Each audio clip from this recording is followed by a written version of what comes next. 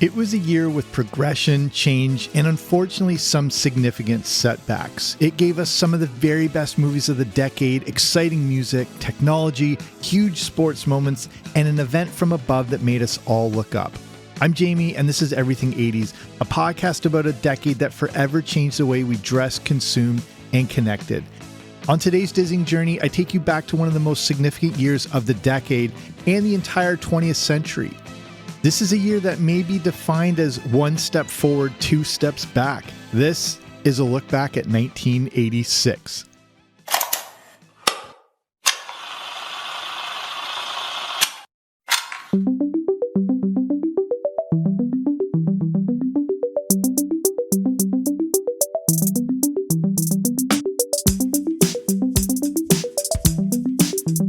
Depending on how old you were in 1986, some of its events may have a major impact on you, but some may have completely passed you by, and this all comes down to our personal perspectives. I was only about 9 years old in 1986, so my focus was on all the big pop culture events that happened. But it was impossible not to be aware of two of the worst disasters of the decade. If we had to sum up the year 1986, the underlying theme of it was about the setbacks in the midst of progress. In this episode, we'll look at some of the major pop culture moments, including the movies, TV shows, technology, sports, music, and other significant cultural moments. But before all that, let's look at some of the other notable moments from 1986. The Hands Across America charity event is held with the idea of 5 to 6 million people holding hands in a continuous line for 15 minutes. The goal of Hands Across America was to raise money for hunger and homelessness. Except for huge gaps in the western states, Hands Across America was a complete success. A new talk show began on September 8th featuring a news anchor from Nashville named Oprah Winfrey. The Phantom of the Opera debuts in London's West End. Microsoft holds its first initial public offering. Prince Andrew and Sarah Ferguson are married in Westminster Abbey on July 23rd. Speaking of the UK, Margaret Thatcher would open the M25 motorway. Those in the UK know this was a significant event as it was the first motorway that would allow drivers to fully bypass London. In 1986, the average monthly rent was $385, a new house would cost around $89,000, and a gallon of gas was 89 cents. As great as all the big pop culture moments were in 1986, two major events dominated the year. But the word event isn't the best way to describe them. They were, unfortunately, disasters. 7, 6, we have main engine start, 4, 3, 2, 1, and liftoff. Liftoff of the 25th Space Shuttle mission, and it has cleared the tower. Roger, roll, Challenger. 1986 had barely begun before we got one of the worst accidents in the history of NASA and the space program. So the 25th Space Shuttle mission is now on the way after more delays than NASA cares to count. This morning it looked as though they were not going to be able to get off. Looks like a couple of the solid rocket boosters blew away from the side of the shuttle in an explosion.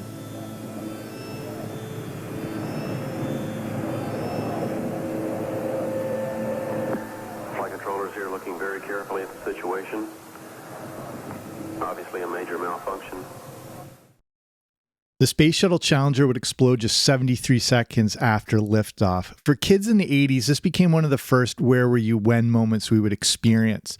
Unfortunately, many of us were in schools watching this horrifying event take place live. For the first time ever, a civilian was going to space.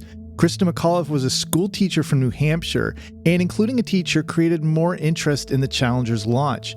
As amazing as space exploration was, interest had started to lag. Space travel didn't necessarily seem accessible to the average person. Including a school teacher would show that the average person could be involved, and most importantly, McAuliffe could communicate with younger people better than the average astronaut. McAuliffe was a very gifted teacher and was chosen out of 11,000 applicants and could communicate with students while in orbit. This would show the importance of teachers, create more interest in kids, and unfortunately was to show how reliable spaceflight was. The Challenger would come apart at an altitude of 48,000 feet, killing McAuliffe and the other 6 on board. And many of us watched this live. We all have our own versions and memories of what happened, and I can tell you that I thought what we were watching was just part of the launch, and I think many people felt the same way. Eventually, we all learned that something terrible had happened, and became one of those days that was burned in the memories of everyone, especially kids. And here's a pretty crazy story regarding all this. McAuliffe may actually not have been the first choice for a non-astronaut crew member. It may have been Big Bird. Carol Spinney performs Big Bird, and in the 2015 documentary I Am Big Bird, he talks about getting a letter from NASA about Big Bird being a part of the Challenger mission. The goal was to use a Sesame Street character to create more interest in the space program for kids. He says how the problem was Big Bird's 8-foot-tall costume was too big for the space capsule, and a civilian would be used instead. NASA said the plan was never approved, but a review of past documentation stated that, quote, there were initial conversations with Sesame Street regarding their potential participation on a Challenger flight. Regardless, this story just adds another bizarre layer to a national tragedy and one of the darkest days in the history of the space program. And speaking of this and kids, there would be yet another connection to the Challenger disaster, but that will have to wait for our movie section. In a few months after this, there would be another disaster, this one that had a major impact on the entire world.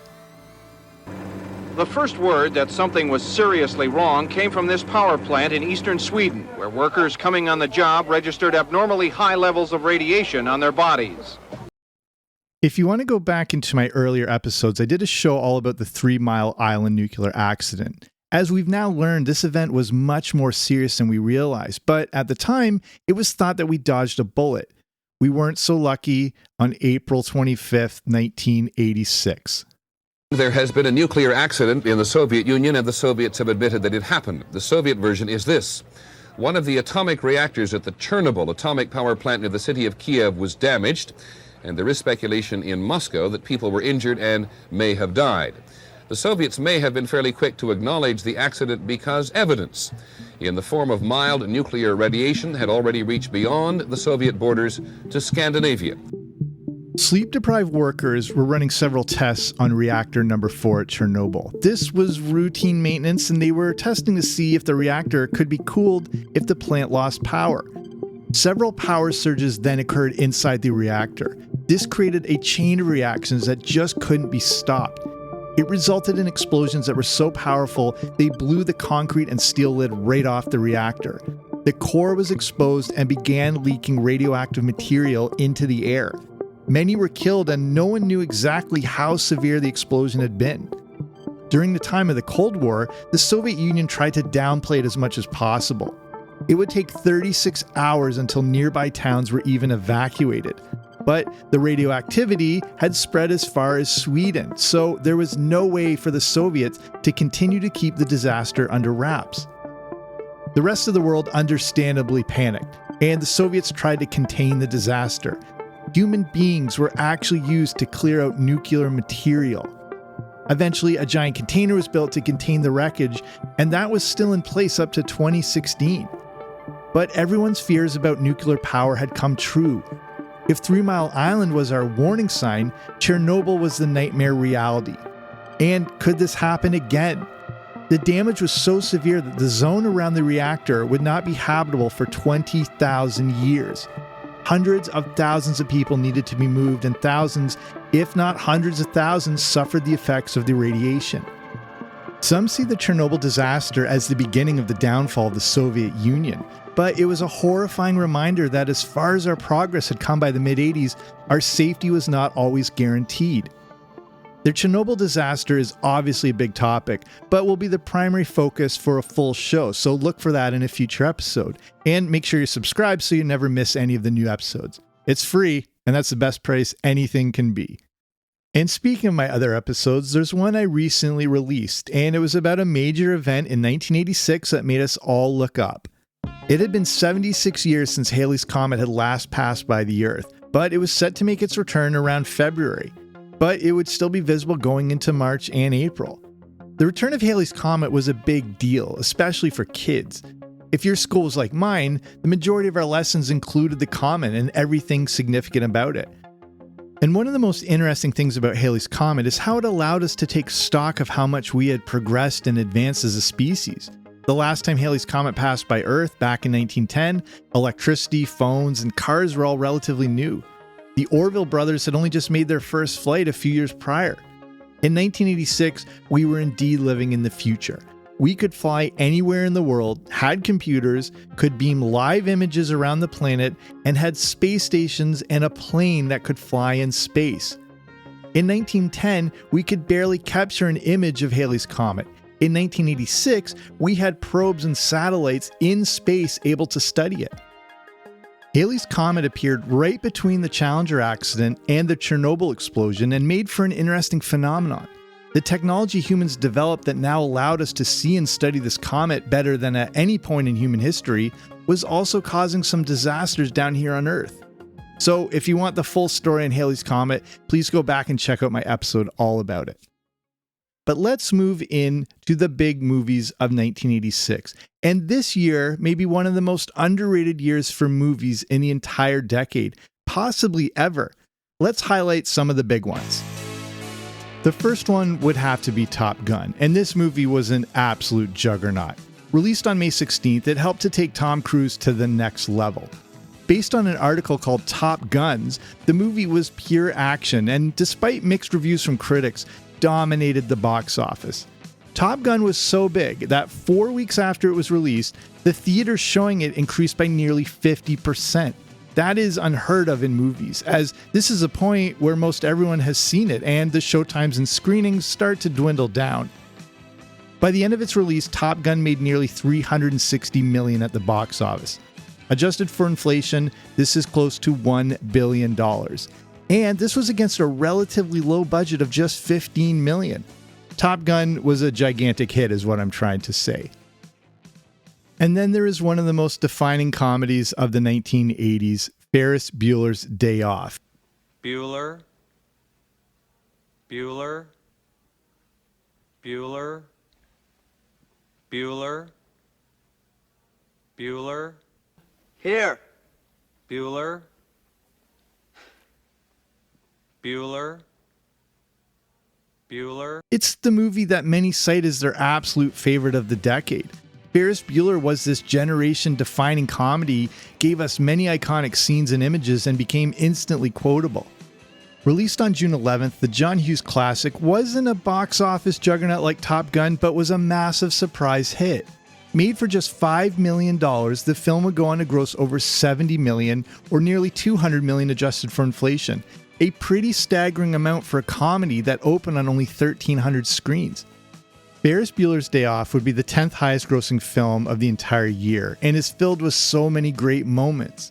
There's Ben Stein's economics lecture, which was completely improvised. The parade scene was filmed spontaneously with actual people not knowing they were in film. The movie has a little bit of everything. Next, there is another generation-defining film, and the ultimate coming-of-age movie, Stand By Me. I don't know about you, but Stand By Me had a significant impact on me. It's one of those films that always stays with you. The Rob Reiner classic was released on August 8th and adapted from a Stephen King novella entitled The Body. The story is extremely simple. 4 boys go on a quest to see a dead body. But Stand By Me is so much more than that. It's a journey of self-discovery. It's about childhood innocence, but also the dysfunction of families. Everyone could identify with the characters in Stand By Me, and maybe that's why it hit home so much. Their struggles are also our struggles, and we can see ourselves in Gordy, Chris, Vern, and Teddy. Stand By Me was a pretty solid critical success and a very good box office moneymaker, taking in over $50 million. So that's just a sampling of some of the standout movies from 1986, but take a look at what else was released this year. We have Labyrinth. You can head over to patreon.com/80s if you want to see my recent movie review on the David Bowie classic. Then we had Three Amigos, Short Circuit, the infamous Howard the Duck movie. I have an episode all about this train wreck if you want to go back and check that out. Flight of the Navigator, Aliens, Crocodile Dundee, Pretty in Pink, the movie that scarred a generation of kids, Transformers the movie. But then there was also Hoosiers, Big Trouble in Little China, Back to School, Platoon, The Fly, The Color Purple, and The Karate Kid Part 2. So you can see what I mean about 1986 being a truly epic year for movies. 1986 fun fact. Despite being released a year earlier, Back to the Future was still in the top 50 highest grossing films for all of 1986. At the 1986 Academy Awards, William Hurt won Best Actor, Angelica Houston won Best Actress, and Best Picture went to Out of Africa.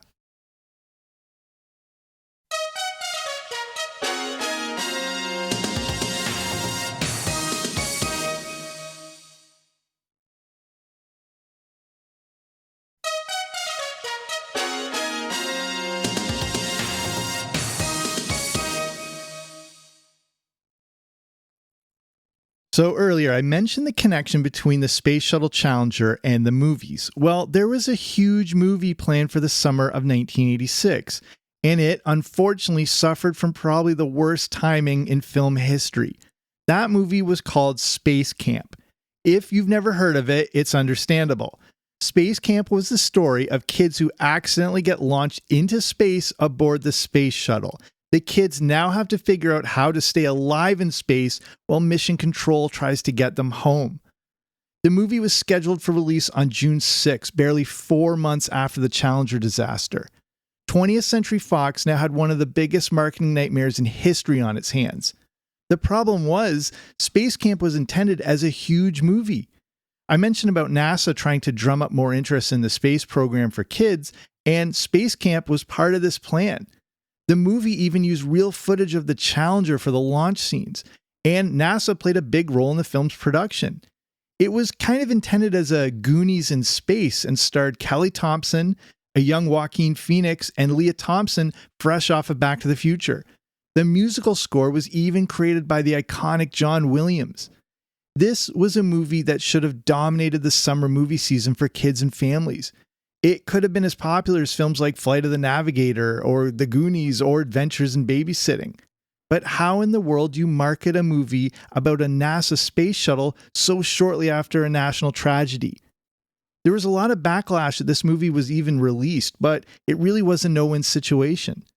The stigma of the movie was too much to bear, and it got crushed at the box office. It didn't even make back half of its budget. And I have an episode all about this marketing nightmare for what was actually a good and important film in my earlier episodes. From movies, we go into music, and we've crossed the halfway point in the decade, and 80s music has fully come into its own. And this year was all about Madonna. The definitive artist of the 80s released True Blue on June 30th, and it would become the best-selling album of 1986. To round out the top 10 best-selling albums of 86, we have, at number 2, Slippery When Wet by Bon Jovi, Graceland by Paul Simon, Control by Janet Jackson at number 4. At number 5 is the Top Gun soundtrack. Number 6, The Incredible License to Ill by the Beastie Boys. It's crazy to think how long ago that album came out. Number 7, The Seminal Master Puppets by Metallica. At number 8, Invisible Touch by Genesis. Number 9, Into the Light by Krista Berg. And number 10, Every Breath You Take by The Police. How's that for some variety? It just goes to show the changing musical landscape going into the second half of the 80s. And here's Billboard's year-end chart of the top 10 most popular songs from the Hot 100. The number 1 song of the year, That's What Friends Are For by Dion and Friends. And if you don't remember the Friends, they were Gladys Knight, Elton John, and Stevie Wonder. That's What Friends Are For was my grade 8 graduation song, which they actually made my very small graduating class sing in front of the school. How do you think that went over with the kids the next day? Also, I lip synced the whole time. At number 2, Say You, Say Me by Lionel Richie. Number 3, I Miss You by Climax, which I actually had to go back and check out again as I didn't totally remember this song. FYI, Climax is spelt with a K and 2 X's. Number 4, On My Own by Patti LaBelle and yacht rock legend Michael McDonald. Number 5, Broken Wings by Mr. Mister.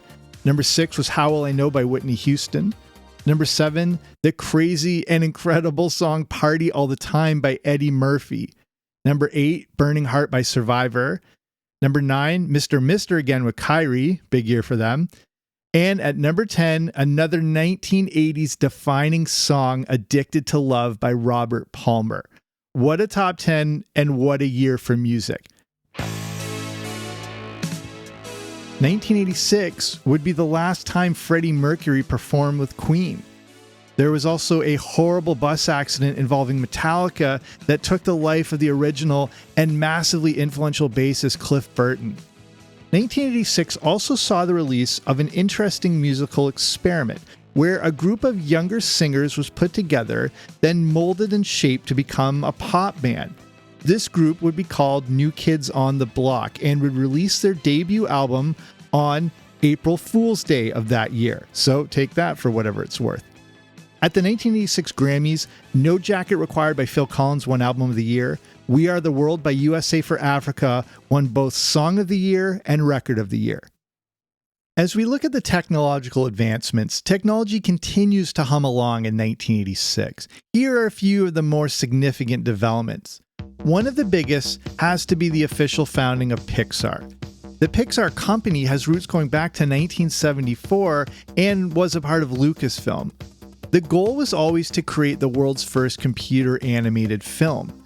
The company was not yet named Pixar until designers thought they should name their digital compositing computer. That machine was a high-end imaging computer capable of creating computer animation. One idea was to call it the Picture Maker. But this was a very futuristic computer that even used lasers. It needed a cooler name. In the book Creativity Inc. by Ed Catmull, the co-founder of Pixar, he says the name Pixar, P-I-X-E-R, came up as they thought it sounded like a fake Spanish word for to make pictures. Another designer liked the name Radar as it sounded futuristic. Pixar and Radar were combined to give us Pixar. In 1986, Steve Jobs paid $10 million to buy the group. Fun fact, Lucas had been really trying to sell off this group and was getting nowhere. Ed Catmull and Alvy Ray Smith, the other co-founder, had been going to everyone trying to convince them to buy it, but no one saw the promise. They were turned down 45 times. They then approached venture capitalists and were turned down another 35 times. Last, they went to 10 big corporations who all turned them down. It was Steve Jobs that saw the promise and set in motion the beginning of a seismic shift in animation and changed the trajectory of movies and then Disney. On April 3rd, IBM released the PC Convertible, which is considered the world's first laptop. This was also the first computer to use the 3.5-inch floppy disk, which then became the industry standard. And also in 1986, two brothers, sick of having their medical software pirated, wrote a program to protect it. They created this to only target copyright infringers, but it inadvertently turned into what can be considered the world's first computer virus. The software would give copyright infringers a message on their computer saying their machine was infected, and the only way to fix it was to call the brothers on the provided numbers. But the virus, now dubbed Brain, began to spread out of control. The virus spread to multiple countries, overloading their phones and creating a massive backlash. And speaking of technology, that takes us into the important TV shows in 1986. And just like it had been in prior years, TV continued to dominate. We still had limited channels, so anything on TV was still a big event. But one significant television change happened in 1986. On October 9th, New Corporation, a multinational mass media corporation owned by Rupert Murdoch, acquired the Metro Media Company. Metro Media was a U.S. media company that owned radio and television stations. You may be envisioning Succession right now. No spoilers. But basically, this acquisition led to the formation of a brand new channel, the Fox Broadcasting Company. This was very unique. There was now a new entry, and it would no longer just be ABC, NBC, and CBS. What's also interesting is how this was all connected to the past. In the early days of TV, it wasn't just ABC, CBS, and NBC, but for a short while in the 1950s, there was actually a fourth network, the Dumont Network. If you know your TV history, you know the Dumont Network is where a young performer named Jackie Gleason developed one of the most important shows in TV history, The Honeymooners. But after the Dumont stopped broadcasting in 1956, Metro Media was then established. Basically, from the ashes of Dumont came Metro Media, and 30 years later, Metro Media would be involved with the creation of another fourth network, Fox. But here are a few notable shows that debuted in 1986.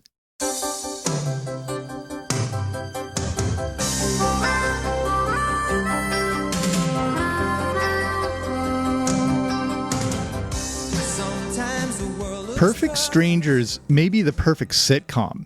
It's the classic fish out of water story where Balki Bartokomous from the island of Mypos goes to live in Chicago with his uptight cousin Larry. Perfect Strangers debuted on March 25th and would run all the way until 1993. It would be an important part of establishing ABC's beloved TJF Friday night lineup.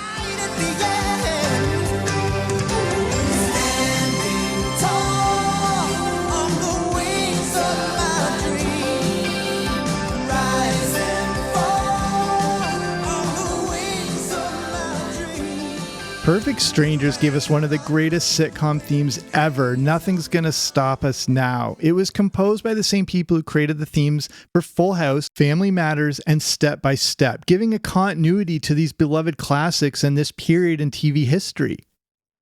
Next, we have Alf. And I think I was right in the wheelhouse for Alf when it first debuted on September 22nd on NBC. Another fish out of water story, Alf tells us the tale of Gordon Shumway, an alien from the planet Melmac that crash lands on Earth and has to live with the Tanner family. Hey, Willie! Alf! Willie! Alf! Willie! Alf! Willie!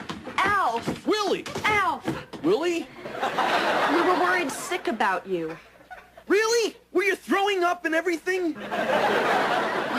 Alf was an enormous hit with kids and led to huge merchandising spin-offs, including a cartoon show. Even though it only ran for 4 seasons, Alf was apparently a nightmare to film, as special sets had to be created for the Alf puppet. This led to incredibly long shooting schedules. Alf was not a ratings powerhouse, but usually finished in the top 30. It was, as mentioned, very popular with kids and families and led to many more merchandising opportunities compared to other shows. Also released in 1986, Matlock, Head of the Class, Designing Women, LA Law, The Real Ghostbusters, The Care Bears, Fast Times, the very unknown Fast Times at Ridgemont High spinoff, and the iconic Pee-wee's Playhouse. Here's what the top 10 highest rated shows of 1986 look like. If you've been listening to my other yearly reviews, you know that at this point in the 80s, the behemoth Cosby Show was dominating ratings with an astonishing 34.7 average rating share. To put this in perspective, and to show you how much TV viewing has changed, a popular show like This Is Us on NBC gets ratings of around 1.5. Today, in the coveted 18 to 49 age demographic, even Sunday Night Football only averages a rating of 4.3 to 5.0. Back in 1986, this means that more than a third of the viewing public was watching The Cosby Show. But at number 2, and very close behind it, was Family Ties with 32.7. At number 3 was Cheers with a 27.2 rating. Number 4 was Murder, She Wrote, 25.4. At number 5 was The Golden Girls with a 24.5 rating. Number 6 was 60 Minutes with a 23.3. Number 7, Night Court, 23.2. Number 8, Growing Pains, 22.7. Number 9, Moonlighting, 22.4 rating. And at number 10, Who's the Boss with a 22.4 rating share.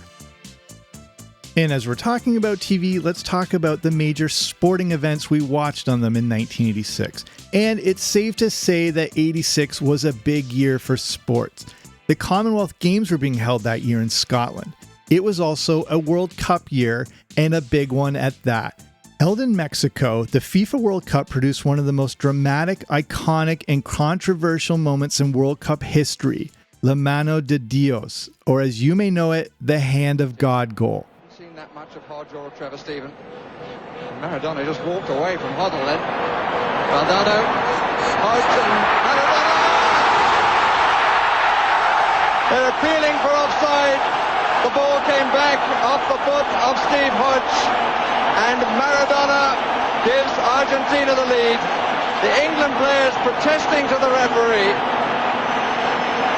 But the little man who started it by walking past Glenn Hoddle, that's where the ball came from Hodge. Maradona had continued the run forward,